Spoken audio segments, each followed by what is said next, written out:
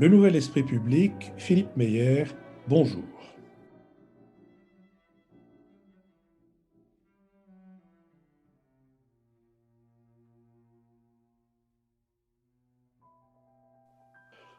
Bonjour, merci de nous avoir rejoints pour ce nouveau Nouvel Esprit Public, au cours duquel nous tenterons d'éclairer certains aspects de l'actualité avec Nicolas Bavrez, essayiste et avocat, avec Jean-Louis Bourlange, président de la Commission des Affaires étrangères de l'Assemblée nationale, avec Béatrice Gibelin, directrice de la revue Hérodote et fondatrice de l'Institut français de géopolitique, et avec Michaela Wiegel, correspondante à Paris de la Frankfurter Allgemeine Zeitung.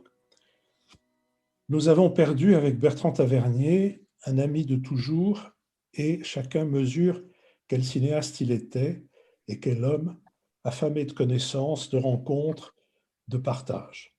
Nous mettrons en tête de ligne deux conversations que nous avions eues avec lui, l'une sur le cinéma et la guerre de 14-18, sur laquelle il réalisa deux films inoubliables, La vie et rien d'autre et Capitaine Conan. Et puis une autre conversation autour de l'image de Lincoln dans le cinéma américain. Les échos de sa disparition donnent lieu sur les réseaux sociaux à des hommages étonnamment nombreux et extrêmement émouvants. Et pour exprimer notre chagrin, je dirais ces quelques vers de Lamartine extraits de ses Pensées des morts. C'est un ami de l'enfance qu'au jour sombre du malheur nous prêta la Providence pour appuyer notre cœur. Il n'est plus, notre âme est veuve. Il nous suit dans notre épreuve et nous dit avec pitié, « Ami, si ton âme est pleine de ta joie ou de ta peine, qui portera la moitié ?» Nous sommes partenaires de l'hebdomadaire Le 1, dont le dernier numéro est intitulé « La justice est-elle injuste ?» Il est présenté ainsi. En apparence, tout va bien. Les magistrats de l'ordre judiciaire n'ont jamais été aussi indépendants du pouvoir politique et ils le manifestent dans l'usage qu'ils font d'enquêtes préliminaires toujours plus longues et dans des jugements assez vifs. Le budget de la justice a fait un bond de 8%, ce dont les juges peuvent se réjouir, sauf que l'institution a très mal vécu la nomination Place Vendôme d'Éric Dupond-Moretti. La France alloue à la justice 69,5 € par habitant, quand nos voisins font nettement mieux, 131 € en Allemagne, 92 en Espagne, 83 en Belgique et en Italie. Cela donne une idée du retard accumulé, mais les juges n'ont pas le monopole du malaise. Les citoyens se posent aussi bien des questions. Nos deux prochaines émissions, selon une tradition quasiment séculaire, seront des émissions thématiques, les thématiques de printemps. La première avec Pierre Weltz à propos de son dernier ouvrage et la deuxième avec Caroline Forest à propos elle aussi de son dernier ouvrage. Le livre de Pierre Weltz s'appelle L'économie désirable et celui de Caroline Forest s'appelle Génération offensée.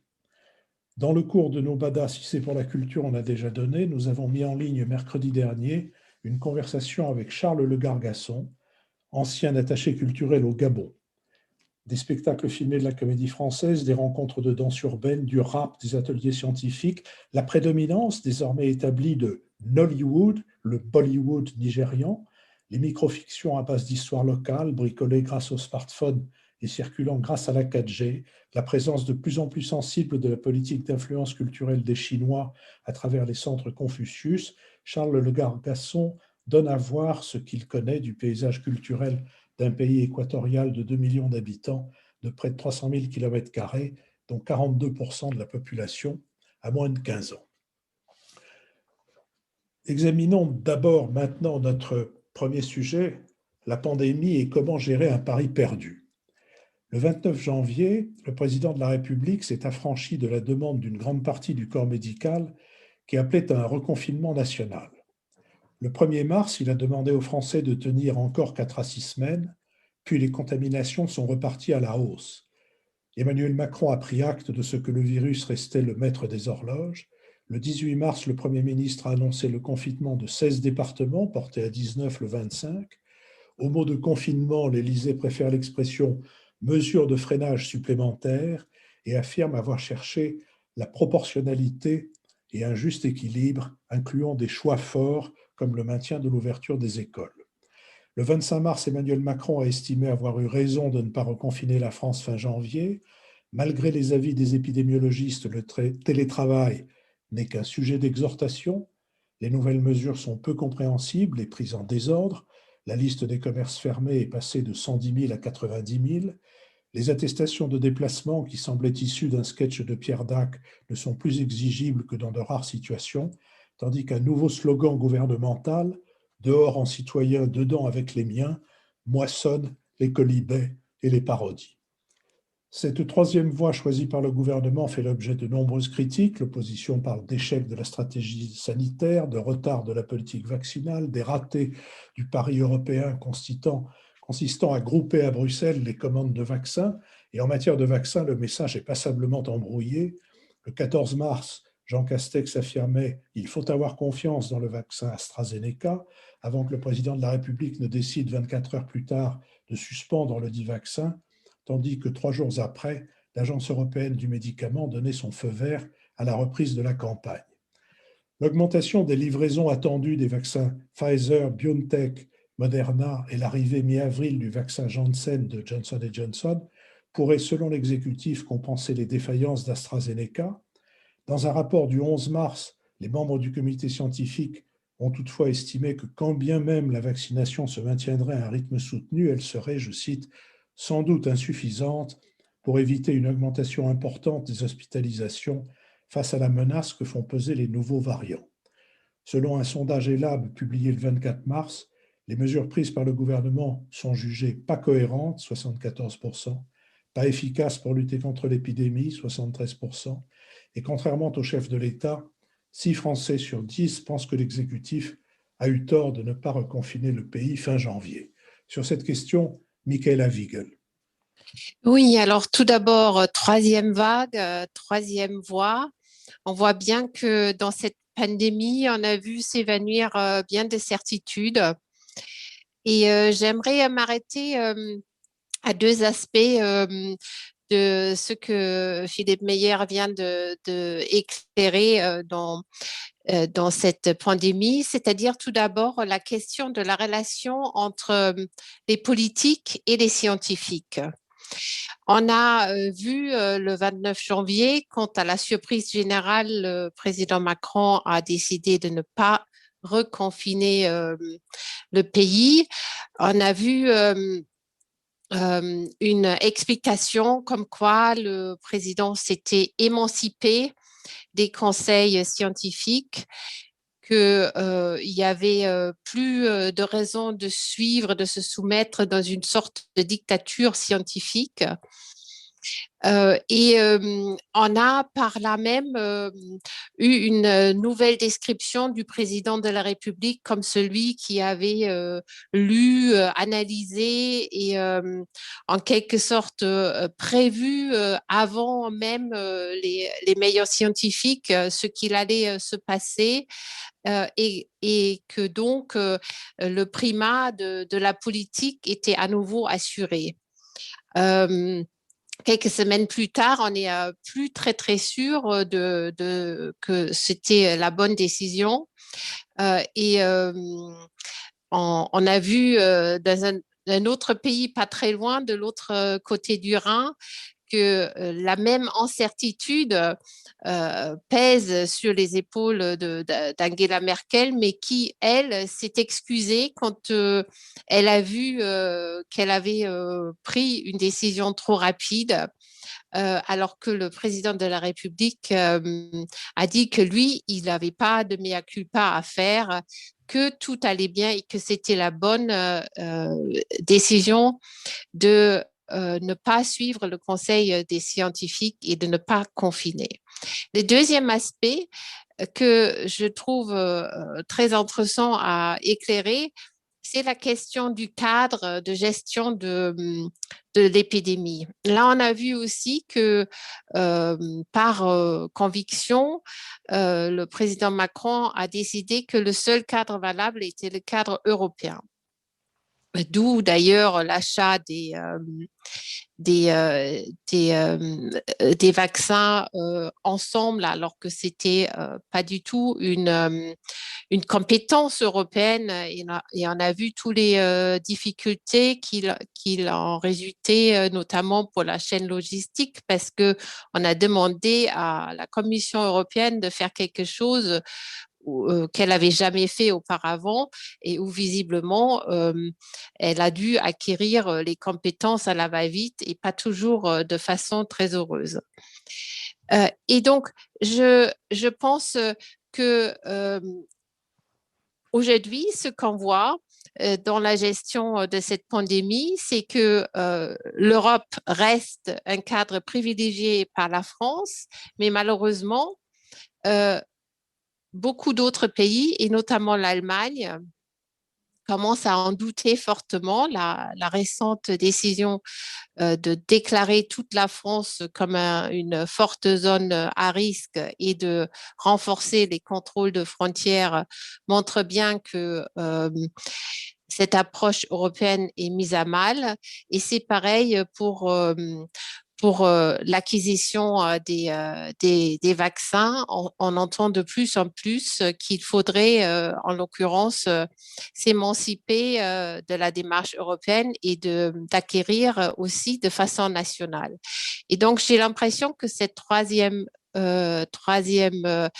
vague, elle voit non seulement une troisième voie en France, mais elle voit surtout une remise en cause de tout ce qui a jusqu'à maintenant caractérisé la politique française dans cette pandémie, avec un dernier tabou, mais à mon avis qui sera plus tenable très longtemps, c'est cette idée qu'il fallait garder à tout prix les écoles, les collèges et les lycées ouverts, et où on voit avec les variantes qui sont maintenant plus que pour trois quarts responsables des infections. Ces variantes rendent très, très difficile cette volonté de se singulariser en quelque sorte en Europe en gardant les écoles ouvertes. Nicolas Bavrez. Oui, on a parlé de pari perdu, mais de fait, c'est un double pari perdu. Le premier, c'est que troisième vague égale pour la France troisième échec, c'est-à-dire qu'aucune leçon n'a été tirée de ce qui s'est passé au printemps dernier. On voit ce qu'a montré la Cour des comptes, que les capacités de réanimation non seulement sont restées stables, mais il y a même une petite diminution du nombre des lits en un an, même si effectivement on compte sur les médecins pour pousser les murs et transformer des lits de soins en lits de réanimation, mais ce qui rencontre des limites, notamment dans les régions les plus touchées, à commencer par l'Île-de-France. Et puis la deuxième chose qui est tout à fait spectaculaire, c'est quand même le problème de la vaccination, avec un taux de vaccination qui est inférieur à 10% pour la première injection en France, contre 30% aux États-Unis, 43% au Royaume-Uni et 92% en Israël, dont on va reparler. Donc, côté français, je pense que cet échec, contrairement à ce que dit le président de la République, il est acté par l'incohérence qui est maintenant à saisir les pouvoirs publics, puisque on fait un confinement sans vouloir prononcer le mot, et on explique qu'on confine les gens pour qu'ils restent à l'extérieur, comprennent qui pourra. On veut accélérer la vaccination en suspendant le vaccin AstraZeneca, qui est le principal disponible aujourd'hui. Et ensuite, on insiste sur la création de vaccinodromes alors qu'on n'a toujours pas de vaccin et qu'on est en pénurie. Et puis, on a vu cette multiplication des fermetures d'activités avec le retour de l'essentiel et du non-essentiel dont on cherche toujours la définition, et puis des attestations qui défient le sens commun. Donc ça, c'est l'échec français. Ce qui est préoccupant, c'est qu'on a aussi un échec européen qui est très, très, très clair. C'est-à-dire que, de fait, pour la partie vaccination, le pari d'Emmanuel Macron a été de faire confiance à l'Europe, et c'était un pari raisonnable. Sauf qu'aujourd'hui, il est raté, puisque l'Europe, le taux de vaccination français est à peu près celui de l'Europe, et donc il y a entre 7 et 8 semaines de retard sur la plupart des autres pays. L'autre problème de l'Europe, c'est le plan de relance, qui est vital, qui a été décidé, mais qui reste dans les limbes. Donc, la taille est sans doute insuffisante, avec 5% du PIB européen, mais surtout, il est prévu pour être principalement dépensé entre 2022 et 2024, et c'est beaucoup trop tard. Et puis, il y a la troisième chose pour l'Europe, c'est qu'il y a une compétence qui est vraiment européenne, c'est la liberté de circulation, les déplacements. Et là, l'échec est total. On n'a aucune harmonisation des mesures de fermeture ou d'ouverture des frontières. On n'a aucune procédure commune pour les déplacements. Et la conséquence de ça, elle est très bien donnée. La mesure est donnée par le transport aérien. Il est retourné à 90% de sa capacité en Chine, 50% aux États-Unis, 10% en Europe. Donc, la conséquence, elle est majeure parce qu'on va avoir une reprise qui sera plutôt forte, mais c'est une reprise qui sera extrêmement hétérogène. Et les premiers pays à repartir seront ceux qui en profiteront davantage. Et le paradoxe aujourd'hui, c'est que la Chine, qui a donné naissance à cette épidémie, a connu une croissance de 2,1% en 2020 et ce sera 9% cette année. Les États-Unis, qui ont une gestion calamiteuse, mais sont en train de réussir un brillant rétablissement avec les vaccins et avec le plan de relance géant de Joe Biden, et on va avoir une croissance de 6,5 à 7% aux États-Unis cette année, et Union et zone euro vont rester collés autour de 3,7% de progression de l'activité, alors qu'elle a diminué de 6,3% dans l'Union et de 6,8% dans la zone euro l'an dernier.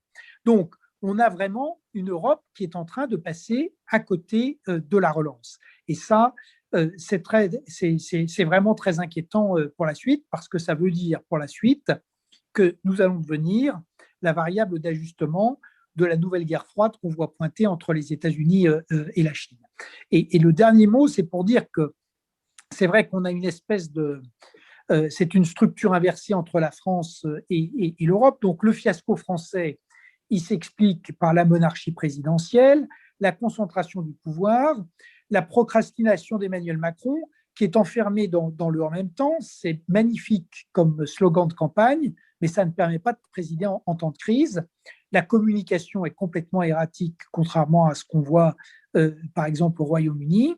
Et puis, on a vu le déchaînement de l'État bureaucratique qui sait encore interdire, prélever ou dépenser, mais qui est incapable de délivrer des services aux citoyens.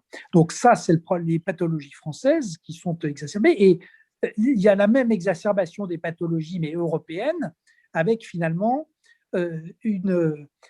l'Europe qui, elle, aurait des capacités, a une vraie raison d'être pour protéger des risques globaux du XXIe siècle, mais qui est aspirée par son impuissance et son incapacité à aller vers ce qui est sa raison d'être, c'est-à-dire la réassurance des risques et donc la gestion de crise, ce qui suppose de ne plus fonctionner uniquement en termes de normes et en termes de procédures, mais d'être capable d'être réactif. Et je vous donnerai la dernière chose. On voit bien à quel point on n'a pas géré les risques. Pourquoi ? Parce que l'Europe a différé ses contrats pour obtenir des prix qui soient meilleurs et pour des problèmes de partage de responsabilité avec les laboratoires, ce qui est absurde parce que quand on fabrique un vaccin en moins d'1 an, on ne peut pas demander au laboratoire de prendre la responsabilité. Bon, le coût des 7 semaines de retard pour l'Union européenne, 7 semaines de retard de vaccination, c'est 127 milliards d'euros. Donc avec 127 milliards d'euros, on pouvait acheter un paquet de vaccins, et y compris les surpayer, mais on aurait fait de grosses économies. Le coût pour la France, c'est 3 milliards par semaine de retard, et nous, on est plutôt sur 10 semaines de retard. Ça fait 30 milliards d'euros. Et donc, on voit que cette analyse du risque, elle n'a jamais été faite, et c'est pour ça que nous nous retrouvons dans la difficulté, et en France et en Europe. Très cible. Oui, écoutez, c'est à écouter Nicolas. Je pense que les Britanniques doivent vraiment se réjouir d'avoir voté pour le Brexit, puisque tout va très, très, très mal et tout va si bien chez eux. Avec 125 000 morts quand même, on y sera peut-être, mais on n'y est pas encore. Donc, il y a quand même eu aussi, à un moment, des gestions calamiteuses. Alors, moi, je vais revenir sur un certain nombre de ces points. On ne refait pas un confinement strict parce qu'on sait que c'est dans les milieux clos qu'on se contamine beaucoup plus que quand on est dehors. D'abord, donc ça peut s'expliquer qu'on essaye de ne pas refaire exactement la même chose qui a été possible dans un état de sidération en mars l'année dernière, mais qui serait sans doute beaucoup plus difficile à faire accepter cette fois-ci. Et si les sondages montrent qu'on a au fond une population qui, enfin, tout au moins des sondés qui disent qu'on aurait pu faire un confinement plus strict ou prendre d'autres mesures, je ne suis pas sûre que si on les avait prises fin janvier, elles auraient été forcément bien suivies. Alors, on navigue peut-être à vue, c'est vrai. On met en question parfois le fait qu'on fasse une gestion territorialisée en disant mais de toute façon ça circule donc ça n'a aucun sens, comme le disent certains épidémiologistes, quand d'autres disent ah ben non c'est une très bonne mesure, c'est ce qu'il faut faire. C'est-à-dire que dans cette incertitude aussi scientifique, parce qu'elle existe, on peut la comprendre, on peut comprendre aussi que le politique essaye de faire au moins mal.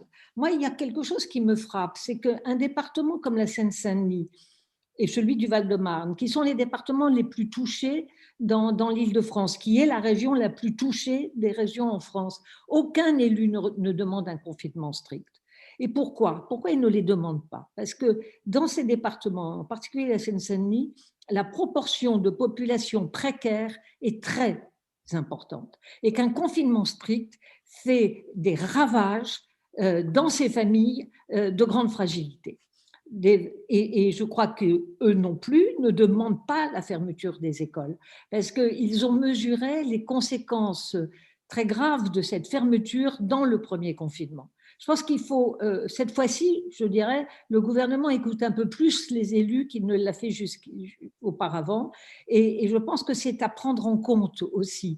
Il y a des raisonnements qui peuvent nous sembler extrêmement logiques. Le virus circule, on ferme tout, il va moins circuler et ça se passera mieux dans les hôpitaux. Mais il y a aussi toutes les conséquences qu'on va avoir derrière qui me semblent qu'on ne verra pas tout de suite, mais qui coûteront aussi extrêmement cher, je le pense en tout cas. Et puis, il y avait tout un discours, moi, qui me frappe aussi encore.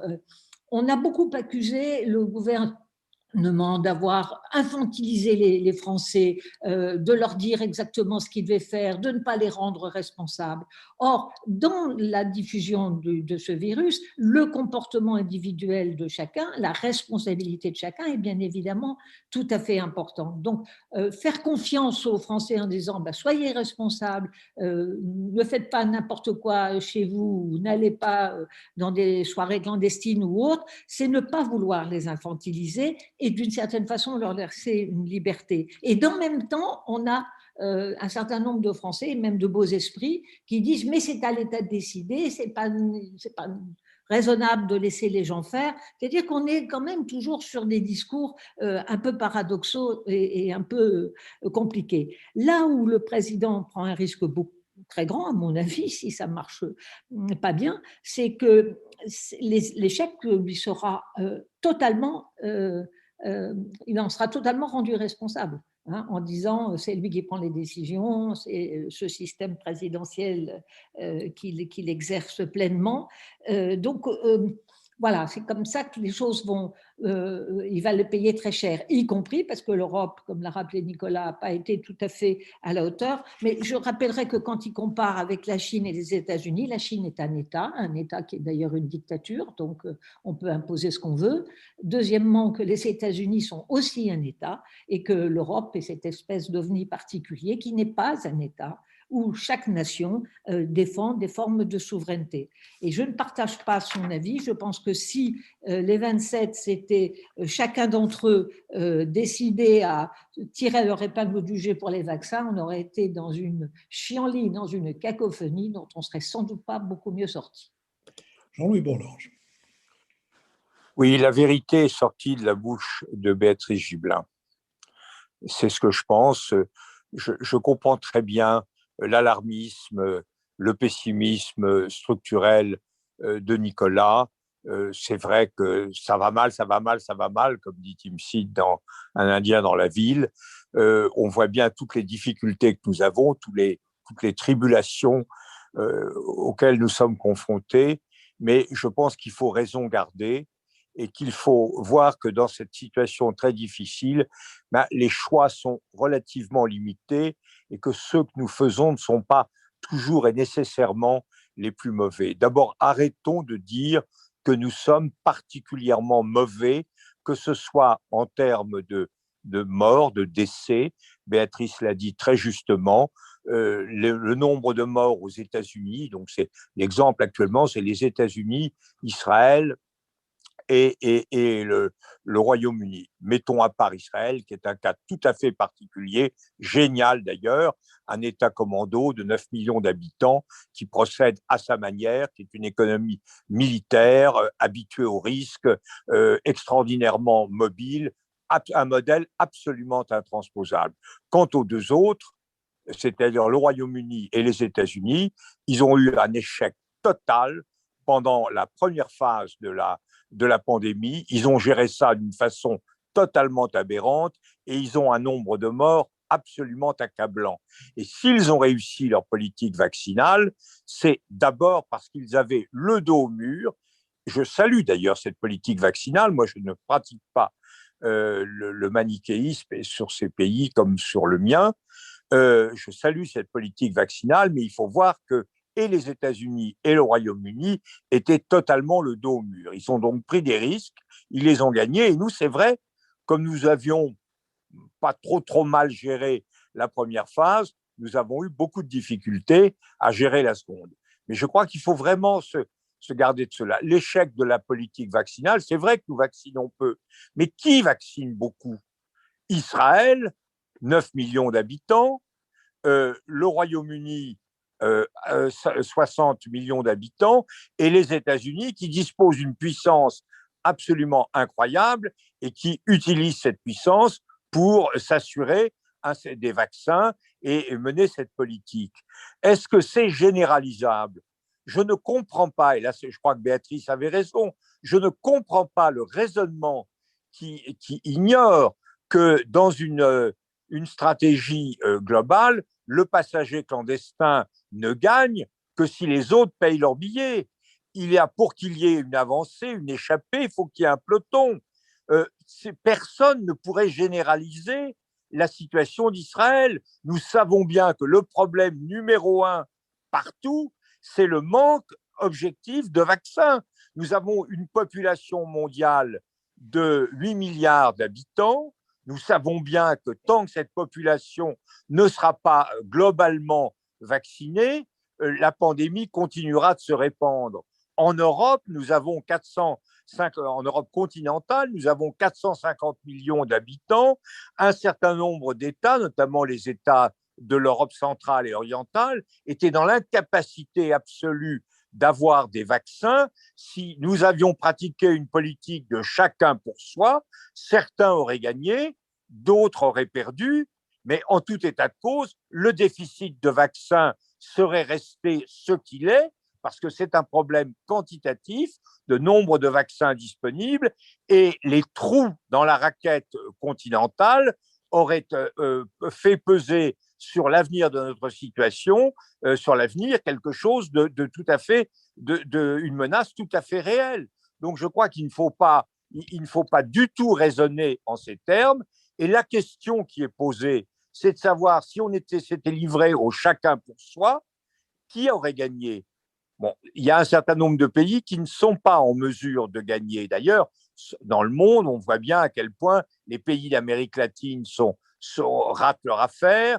C'est tout à fait impressionnant. Et une partie de l'Europe n'aurait pas réussi. Est-ce que nous aurions réussi?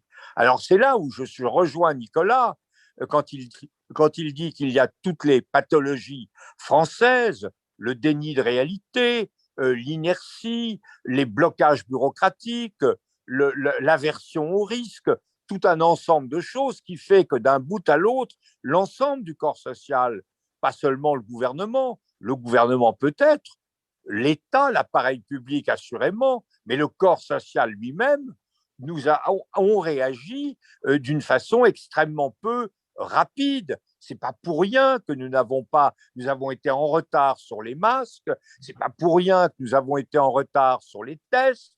Ce n'est pas pour rien que, indépendamment de la stratégie européenne, nous avons énormément de mal à mettre en place une logistique une gestion logistique des vaccins. Je reconnais ces fragilités, ces faiblesses françaises. Et je crois que Nicolas a raison de dire que ça pose un problème très central pour nous.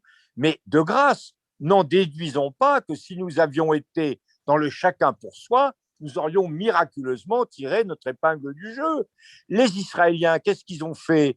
Ils ont accepté de payer très fort, très cher, comme les Britanniques, les vaccins. Ils ont eu raison. Vous voyez pourquoi les Européens ne l'ont pas fait. Il y a un profond refus, une profonde allergie au pouvoir financier des laboratoires. L'idée que ces gens allaient s'en mettre plein les poches était quelque chose à tort. Nous aurions dû payer. C'était effectivement le tribut à verser. Mais la réalité, c'est que nous ne voulions pas que les labos s'engraissent sur le sang du peuple, pour parler comme une certaine littérature. Donc, nous avons fait globalement un mauvais choix, c'est vrai, le choix d'essayer d'avoir des prix normaux. Mais bon, mais si nous ne l'avions pas fait, de manière, les vaccins, il n'y en aurait pas eu plus pour autant. Donc, je crois qu'il y a là quelque chose de... En plus, l'aversion au risque nous a conduit à être très lents, très précautionneux, très prudents. En décembre, les Français ne voulaient pas se faire vacciner. Aujourd'hui, nous voyons encore que, par exemple, les personnels de santé, qui sont très directement confrontés, ont une réticence profonde à l'idée de se faire vacciner. Je comprends tout cela. Les Français sont comme ça. C'est un peuple angoissé, inquiet, prudent, mais on en subit les conséquences. Donc, c'est cette matière-là qu'il faut gérer. Et je dirais que ce qui m'a frappé sur le plan de la gestion des choix d'Emmanuel Macron depuis 3 mois, ce qui m'a frappé, c'est l'extraordinaire difficulté de répondre aux attentes de l'opinion. Quand le président Macron a décidé de ne pas confiner, de ne pas écouter le professeur Delfraissy, qui nous avait fait un numéro qui a été en fait ressenti comme le numéro de M. Purgon dans Le Malade imaginaire, qui conduirait, etc., à la perte de la vie, où nous aurait conduit notre folie. Tout le monde a dit « haha, Delfraissy, on en a assez de cette dictature médicale ». Axel Kahn, plus subtil dans sa communication que M. Delfraissy, a été lui-même très, très marginalisé sur ce plan-là. Le Figaro, le cher Figaro que nous aimons tant, que j'aime tant, le cher Figaro a approuvé des 2 mains le refus du confinement. Monsieur Cyrulnik a expliqué ce qui avait plus grave encore que la pandémie, c'était les déséquilibres psychiques qui affectaient la jeunesse. Il ne fallait surtout pas faire cela. Monsieur Blanquer a été très bien entendu quand il a dit, à juste titre d'ailleurs, qu'il était essentiel de maintenir les enfants dans les établissements. Tout cela s'est fait très, très, très clairement. Et puis après, on s'est aperçu qu'en réalité, le déni était là. C'était un déni et que l'on aime ou que l'on n'aime pas les mesures dures, les mesures autoritaires, elles s'imposaient à nous. Mais il faut comprendre que nous sommes dans cette affaire-là, dans cette contradiction profonde. Et Roselyne Bachelot, semble-t-il, a été frappée parce qu'elle a été contaminée à l'occasion des Césars. Mais les Césars, c'est le comble de la situation aberrante d'une partie de l'opinion intellectuelle française, c'est-à-dire l'idée qu'on était dans un complot qui empêchait des personnalités culturelles de faire leur métier, d'accomplir leur vocation, que c'était quelque chose de scandaleux. Tout ce discours se développait au moment où les médecins nous alertaient, voyez la pandémie progresser, les hôpitaux se multiplier, prix d'assaut, etc., incapables de tenir le choc. Tout ça montre une contradiction et un désarroi profond de l'opinion. Je crois qu'on ne peut pas raisonner autrement que cela. Alors moi, je termine, mais je veux dire que si j'étais... quand je regarde ce qu'a fait le président Macron, je n'ai pas du tout les mêmes informations que lui, mais je pense je comprends très bien qu'il ait fait le choix qu'il a fait au mois de janvier.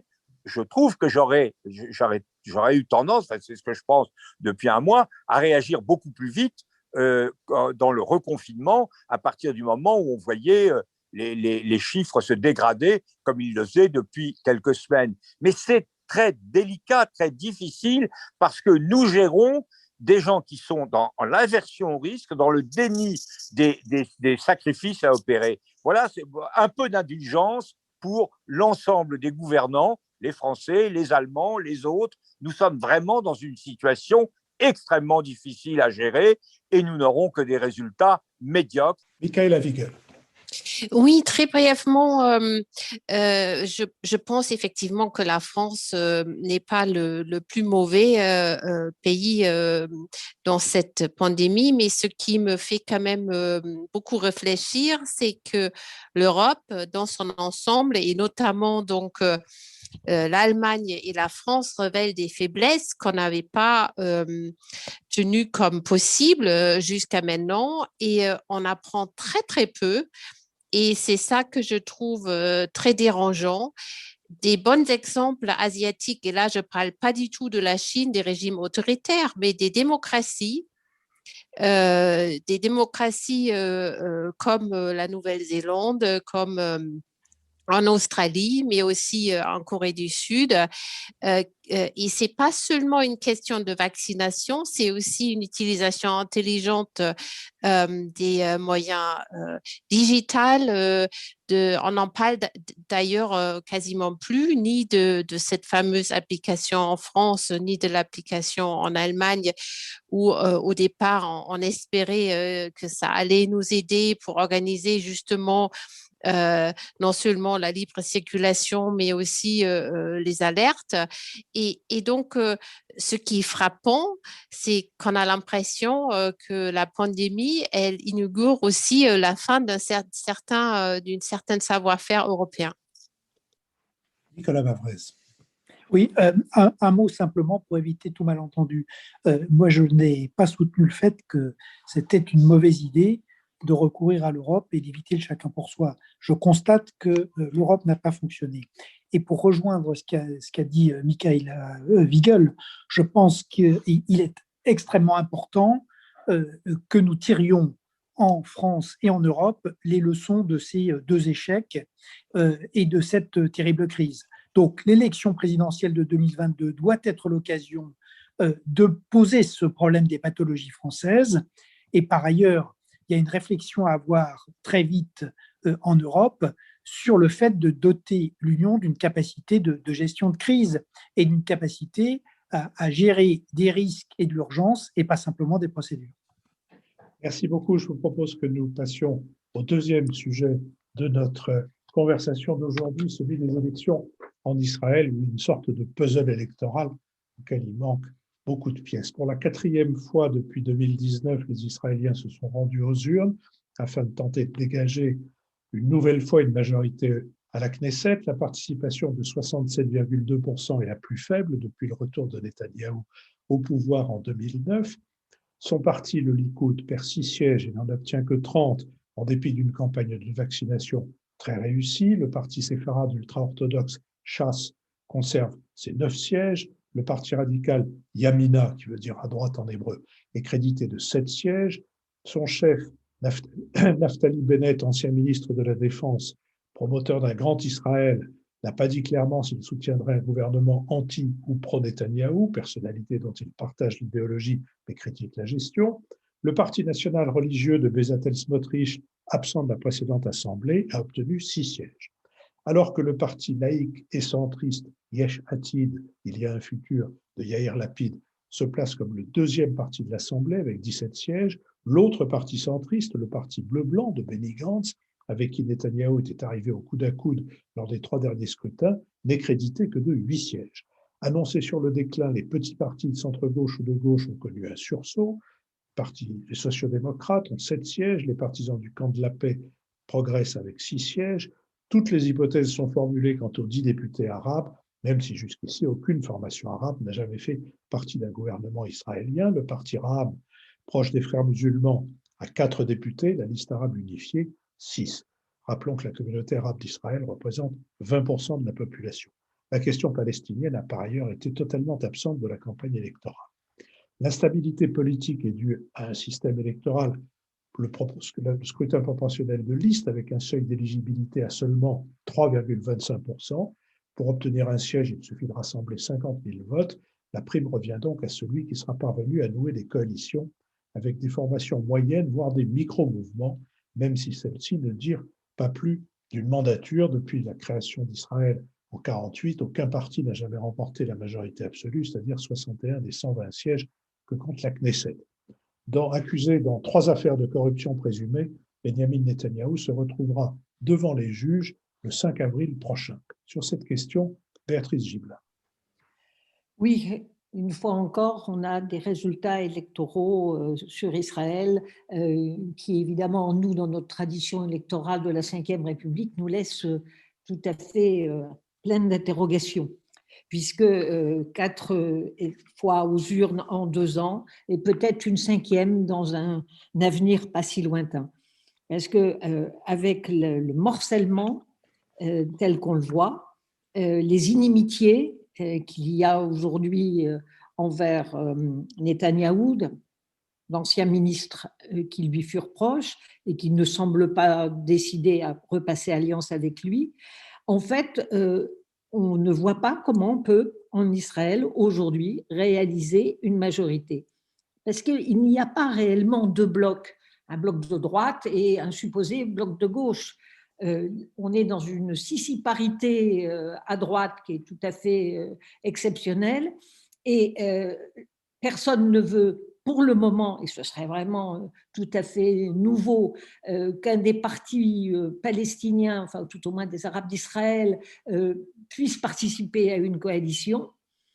Donc ils sont généralement toujours mis sur le côté et que sans eux, il n'y a pas de majorité possible. Donc Netanyahou ne gagne pas les élections, mais en fait, j'allais dire, il ne les perd pas. Sans les gagner, il ne les perd pas non plus. Et au fond, il bloque le jeu. Et au bout d'un moment, il bloque les institutions et réussir à tirer son épingle du jeu avec des coalitions absolument de briques et de broc et qui ne tiennent pas dans la durée.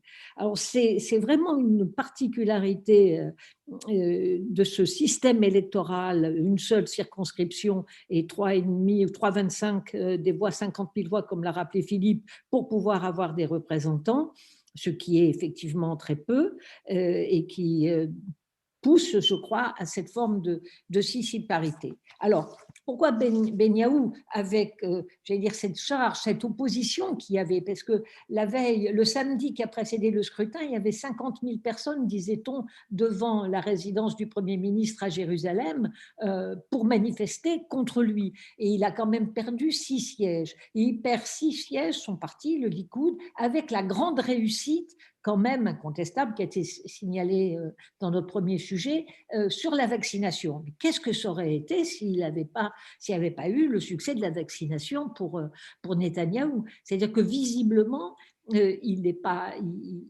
n'a pas plus de soutien important par une part de la population, mais incontestablement, on lui reconnaît, pour qu'il garde quand même ses 30 sièges du Likoud, au fond d'avoir non seulement réussi la vaccination, mais que l'économie israélienne, qui s'est effectivement fragilisée avec la Covid, mais qui était une économie qui était en très bonne posture, et depuis la présidence de Netanyahou, je crois que le niveau de vie de la classe moyenne israélienne s'est plutôt considérablement amélioré. Il a amélioré les relations, par exemple, avec le Maroc, ce qui pour 1,5 million d'Israéliens d'origine marocaine est quelque chose d'extrêmement important et qui lui en sont extrêmement reconnaissants.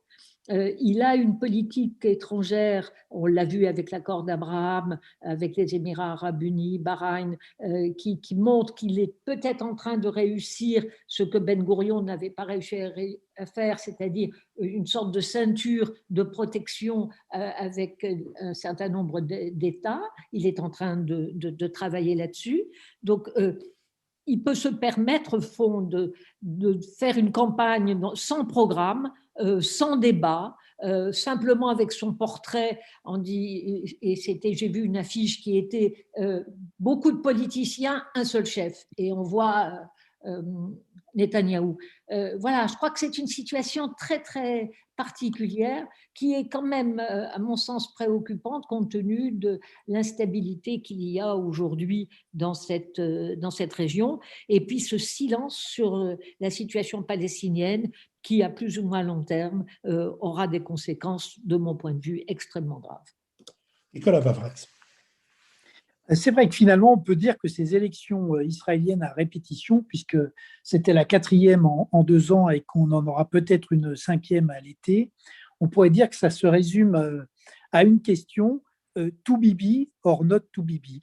C'est-à-dire qu'à chaque fois, en fait, c'est un référendum sur la personnalité de Benjamin Netanyahou. Et pour l'instant, c'est vrai que il ne les gagne pas véritablement, mais il ne les perd pas. Et le système, la vie politique et l'opposition sont tellement éclatées qu'il lui suffit en fait de sortir en tête pour rester au pouvoir, ne serait-ce que parce que s'il n'y a pas de possibilité de faire une coalition, on va à de nouvelles élections et entre-temps, il reste au pouvoir. Alors, comment peut s'expliquer quand même sa longévité ? On a parlé de l'économie, c'est tout à fait juste. Même, j'allais dire, l'année Covid, la récession est relativement limitée puisque l'économie israélienne n'a décru que de 2,4% en 2020, mais en revanche, le taux de chômage est passé de 3,8 à 15%. Donc ça, c'était son principal problème sur le plan économique et social. En revanche, il a 2 grands succès, la vaccination, on l'a dit, et puis le fait qu'aujourd'hui, au plan international, le Moyen-Orient se restructure autour d'une alliance entre Israël et le monde arabe contre la Turquie et l'Iran. Et c'est quelque chose de tout à fait singulier. Et par ailleurs, les Palestiniens sont complètement marginalisés pour avoir fait l'erreur de s'aligner précisément sur l'Iran, la Turquie et le Qatar. Donc la situation finalement, est-ce que Benjamin Netanyahou parviendra à faire une coalition? Il a 30 députés, il lui en faut 61. S'il n'y arrive pas, il y aura une 5e élection à l'été qui risque de continuer à déboucher sur cette situation bloquée. Ce qui me semble surtout impressionnant et paradoxal, c'est que finalement, jamais la position d'Israël au Moyen-Orient n'a été plus forte avec cette réconciliation avec les grandes puissances régionales que sont l'Arabie saoudite, l'Égypte, sur le plan militaire, les Émirats arabes unis. Et jamais la démocratie israélienne n'a quand même été dans une situation plus préoccupante parce que c'est maintenant une démocratie à hommes forts, avec beaucoup de problèmes de corruption. Il y a une sorte de fatigue démocratique, surtout si on va vers une 5e élection en 2 ans et demi. Il faut rappeler quand même qu'il n'y a pas de constitution et donc on peut avoir des embardées assez fortes. Et finalement, on a certes les élections, mais ce qui fait aussi une démocratie vivante, c'est-à-dire l'état de droit, le principe de modération, la qualité du débat public, tout ceci est écrasé par cette dimension d'homme fort de Netanyahou et des coalitions qui sont quand même de plus en plus à droite et de moins en moins ouvertes au dialogue avec quiconque ne soutient pas Benjamin Netanyahou. Michaëla Wiegel. Oui, beaucoup a été dit et je pense qu'on peut vraiment souligner le paradoxe que finalement Israël et notamment cette élection qui ne s'est pas soldée par une victoire claire pour Netanyahou ni pour une défaite, donc pour un changement clair non plus, montre bien qu'on est entré dans une dans une sorte d'ère de démocratie qui continue à fonctionner autour d'un homme fort, souvent corrompu, comme le soupçon pèse très fortement sur Netanyahou, mais qui réussit, et on l'a mentionné beaucoup de fois, quand même dans cette pandémie, un effort, notamment sur la vaccination, mais en Israël, si j'ai bien compris, c'est pas seulement la vaccination, c'est aussi une digitalisation des données de santé qui va très très loin, qui d'ailleurs renforce aussi certaines dépendances vis-à-vis des grosses entreprises pharmaceutiques, mais qui a rendu la gestion de la pandémie beaucoup plus efficace, si on ose dire, dans un petit pays qu'ailleurs. Et malgré tout cela, parce que effectivement, les Israéliens ont retrouvé une certaine liberté, en tous les cas, une certaine façon de vivre, eh bien avant nous, on a tous vu les images. Malgré cela, ça n'aboutit pas à un mouvement aux urnes en faveur de cette gestion autour d'un homme fort et certes autoritaire et soupçonné de corruption. Et je crois que probablement, et indépendamment de sa situation en politique étrangère, c'est un signal de plus sur la fragilité de nos démocraties un peu partout, même si le système électoral en Israël fait que justement, il se peut bien qu'on arrive à des nouvelles élections si jamais il n'arrive pas à former, on n'ose même pas dire coalition, mais en tous les cas une alliance qui le porte, qui le soutient au pouvoir. Jean-Louis Bourlanges. Oui, je crois que c'est très, très difficile d'analyser la situation intérieure israélienne, tous ces partis plus ou moins importants, plus ou moins marginaux, qui se succèdent, qui se recomposent, qui s'ajustent à travers des jeux politiques d'une subtilité rare, c'est vraiment très difficile. Je pense qu'il faut, pour essayer de mettre un peu d'ordre et de cohérence dans notre regard, sinon dans la réalité, je pense qu'il faut dire qu'il y a trois choses qui caractérisent la situation. C'est une bizarrerie institutionnelle qui est le proportionnalisme intégral. C'est une dérive globale de la société politique, société israélienne vers la droite et la droite de la droite. Et enfin, un remodelage géopolitique qui est assez impressionnant et dont M. Netanyahou est évidemment le bénéficiaire. Alors, la bizarrerie institutionnelle, je n'insisterai pas, mais évidemment, ceux qui sont comme moi favorables à la proportionnelle en France ne peuvent pas se reconnaître dans ce système israélien où il y a une circonscription nationale, aucun seuil et aucune contrepartie au pouvoir parlementaire. C'est très exactement l'opposé de tout ce que nous sommes en Ve République.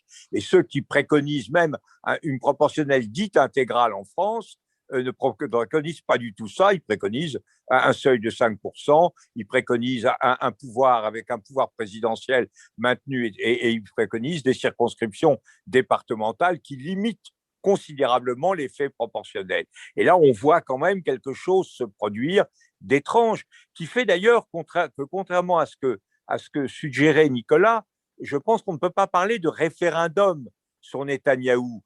Netanyahou, c'est le chef d'une constellation, mais on voit bien qu'on ne gagne pas un référendum en ayant 20 ou 30 sièges sur un ensemble beaucoup plus vaste. Il reste un leader important, mais il n'impose pas son hégémonie, car le système exclut cette hégémonie. Deuxièmement, une dérive droitière, et c'est là d'ailleurs où Netanyahou conforte son pouvoir. Il est au cœur de cette dérive droitière, à la fois avec son parti, avec les alliés extrémistes avec lesquels il entretient des rapports féconds, compliqués, où il les manipule partiellement. C'est un génie de la manipulation politique, mais ce qu'on voit, c'est l'évolution constante pour des raisons démographiques, pour des raisons idéologiques, de cet État qui était initialement un État juif dirigé par des socialistes relativement acquis à la laïcité et qui devient quelque chose, qui devient progressivement quelque chose de tout à fait différent, qui est de plus en plus orienté à droite et avec, et c'est là où l'enjeu judiciaire est important, avec maintenant des menaces de type comparable à celles qu'on observe dans d'autres pays, comme les États-Unis avec Trump, des menaces sur l'équilibre démocratique du système et notamment sur l'indépendance de la justice. Il y a là des choses préoccupantes. Et troisièmement, je crois que c'est la clé de l'ensemble, ça a été signalé, c'est l'extraordinaire réussite géopolitique, car si je caricature en disant les choses très sommairement, je dirais qu'Israël a été longtemps un État contre tous les États environnants, même si elle concluait des paix séparées avec l'un ou avec l'autre. Maintenant, c'est très différent. Le système dit d'Abraham montre que c'est un État du Moyen-Orient parmi d'autres, qu'elle s'appuie évidemment sur les Émirats arabes unis, en plus d'une paix relative avec l'Égypte, avec l'Arabie saoudite, et que même avec le Qatar, qui soutient le Hamas dans la bande de Gaza, ça passe par des complicités israéliennes tout à fait importantes. Et je crois que la force de Netanyahou, ça a été en fait de relativiser, de marginaliser le problème palestinien. Alors voilà, c'est une sorte d'universel à règne, comme on disait de Louis XI, c'est universel à règne, simplement il y a un moment où les meilleures choses ont une fin et c'est quand même très difficile pour un homme aussi discrédité sur le plan personnel de se maintenir indéfiniment, même si le génie politique est évident. Je vous remercie. Je vous propose que nous passions à notre dernière séquence, celle des brèves, après que je rappelle que la semaine prochaine et la semaine suivante, ce seront 2 émissions thématiques, l'une avec Pierre Veltz autour de son livre L'économie désirable et l'autre avec Caroline Forest autour de son livre Génération offensée. Le livre de Pierre Veltz est au Seuil, le livre de Caroline Forest est aux éditions Grasset. J'ouvrirai simplement la séquence des brèves en restant avec Bertrand Tavernier pour recommander la lecture de son gros livre Amis américains, amis au pluriel, fait d'une succession d'entretiens magnifiquement préparés, aussi bien avec John Ford qu'avec John Huston, avec Kazan, avec Altman ou avec Tarantino. C'est aux éditions Actes Sud. Béatrice Gibelin. Bien, moi, je vous signalerai l'ouvrage de Jean-François Colosimo, Le sabre et le turban, jusqu'où ira la Turquie, qui est un livre je trouve extrêmement intéressant. On peut ne pas être d'accord, mais la thèse de Colosimo, en fait, c'est de dire que la stratégie d'Atatürk ou la stratégie de Tayyip Erdogan, au fond, c'est la même chose. L'un jouant beaucoup plus sur, on va dire, le militaire, la force militaire, et puis la modernisation de la République turque, mais avec une religion d'État, même si c'est un pays qui se veut laïque, et où on éliminera tout ce qui est minorité, et de la même façon pour Erdogan, en mettant la religion d'abord en premier plan, mais derrière, de la même façon, c'est jouer le même rôle. Un livre extrêmement intéressant. Michaëla Wiegel. Oui, je ne sais pas si ici on a déjà parlé des mémoires de Jean-Pierre Chevènement qui veut risquer sa vie, la sauvera. Je les recommande et j'avais noté surtout une phrase qui m'a beaucoup marquée. Ça concerne une conversation qu'il a eue avec François Mitterrand à l'époque et il cite Mitterrand.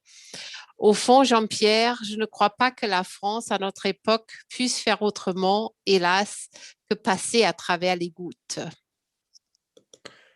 Nicolas Bavrez. Merci beaucoup. Je voudrais rejoindre l'hommage à Bertrand Tavernier en recommandant de voir à nouveau L'Horloger de Saint-Paul, qui est un film d'une humanité absolument extraordinaire et sur laquelle il y a une évocation de Lyon qui est magnifique. Et sinon, j'allais dire, dans le droit fil de notre conversation sur l'Europe, je voulais recommander le livre d'Eli Cohen et de Richard Robert qui s'appelle La valse européenne, les 3 temps de la crise. Et la thèse qui rejoint un peu notre discussion, c'est de dire que finalement, à travers l'euro, les migrants, le Brexit et maintenant cette épidémie de Covid, l'Europe fonctionne toujours sur 3 temps, le temps de la déception, le temps du réveil et le temps de la décision politique.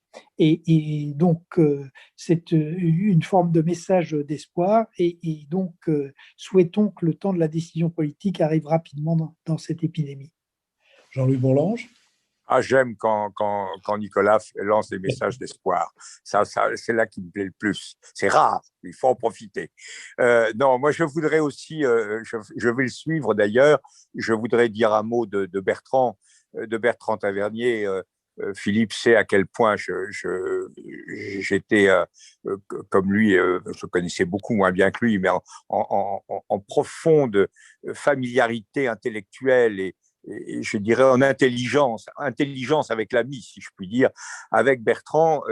Et je crois que si j'essaie de comprendre depuis hier ce que j'aime en lui, c'est que c'était, indépendamment du talent, etc., c'est que c'était profondément un homme de gauche, avec tous les engagements, toutes les passions, toutes les exigences d'un homme de gauche, toutes les générosités, toutes les sensibilités aux situations, et en même temps, si je puis dire, il avait cette compréhension d'un tas de choses que la gauche ignore ou ne comprend pas ou néglige. Nul n'a aimé plus que lui l'Amérique. Il a compris l'Amérique, il a décrit le Sud-américain, c'est ce regard qu'il avait sur le cinéma américain, sur les acteurs américains, sur la société américaine, sur les westerns. Tout cela était prodigieux. C'est d'un homme traditionnel, si vous voulez. C'était cet homme de gauche qui regardait ça. Ça a été la même chose sur la guerre. Ce regard sur la guerre n'est pas celui d'un antimilitariste. C'est un amoureux de la paix, un homme qui mesure la détresse, l'horreur de la guerre, la vie, rien d'autre, le monde plus qu'aucun autre. Mais en même temps, il y a une compréhension de la psychologie militaire, de l'attitude des officiers, de la réaction de chacun qui est absolument admirable. Et l'histoire, c'est un homme qui aimait le passé, qui savait que le présent sort du passé, qu'il parle de l'histoire de France, de la Régence, ou qu'il parle de l'histoire du cinéma, cette merveilleuse anthologie du cinéma français. On sent un homme qui sait que le présent, ce que nous faisons, ce que nous inventons, est porté par ce qui a été fait par ceux d'avant. Ça, ce sont des grandes vertus d'un homme de droite, et c'est des grandes vertus d'un homme de droite qui ont été portées par un homme profondément à gauche. Oui, je crois que la compréhension de l'Amérique par Bertrand Tavernier est rétro-éclairée, si je puis dire, par cette phrase de Jacques Julliard qui disait « L'anti-américanisme, c'est le socialisme des imbéciles ». Je remercie Sophie Jacquin, avec qui cette émission a été préparée, Benoît Carré, qui veille et qui rédige le compte-rendu analytique, Nicolas Tourneau, qui veille à notre site, Olivier Magloire, qui tient nos plateformes de financement, Julien Neuville et Nouvelles Écoutes qui nous produisent. Et je vous donne rendez-vous donc la semaine prochaine pour cette première des 2 thématiques, celle avec Pierre Vels autour de son livre « L'économie désirable ». Merci et à la semaine prochaine.